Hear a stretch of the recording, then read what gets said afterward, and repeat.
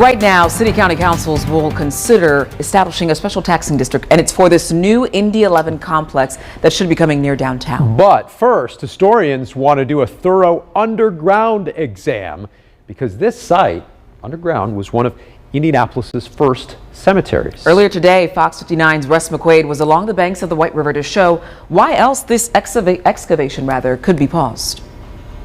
Who knows what lies beneath the concrete above what was once Green Lawn Cemetery. Now, we know that someday this will be the landing spot of a bridge that is going to eventually span the west side with the east side of the White River along Henry Street, if the city and historians can decide what to do with the human remains below. A chunk of industrial and undeveloped property bordered by West Street and Kentucky Avenue and the White River is poised to become downtown Indy's next destination neighborhood with the planned $1 billion Indy 11 Park. Across the river from Elanco's anticipated $150 million corporate headquarters, connected by a $20 million bridge above the water that would land smack in the middle of what was Green Lawn Cemetery, once the final resting place of Confederate soldiers, Indianapolis's 19th century pioneers, and the city's first African-American citizens. And historians claim a law from 100 years ago commits the city to actively search out those remains and move them, not just recover them, if construction workers stumble on a burial site. If you read that law, it clearly says the city of Indianapolis has to do this.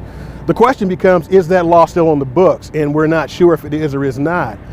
If the law is still on the books, the city may still have to ensure these people are moved. There may be the remains of 150 to more than 1,000 people below the surface of what historian Leon Bates says was once called the colored section of Green Lawn Cemetery. In 1923, they wrote a law specifically saying that this cemetery was the property of the city of Indianapolis.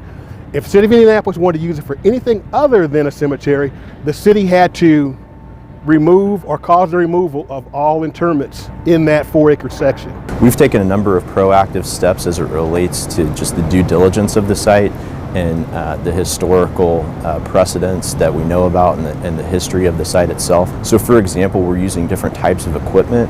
We're requiring different training of the personnel that will be operating and looking at and watching over the excavation if and when it happens early next year. There are people here. The biggest question is, how many? Historians who want the city to live up to the spirit, if not the actual letter of the law, will appear before the Metropolitan Development Committee this afternoon as city-county councilors consider a special taxing district for the Indy 11 Soccer Park project. Near downtown, Russ McQuaid, Fox 59 News.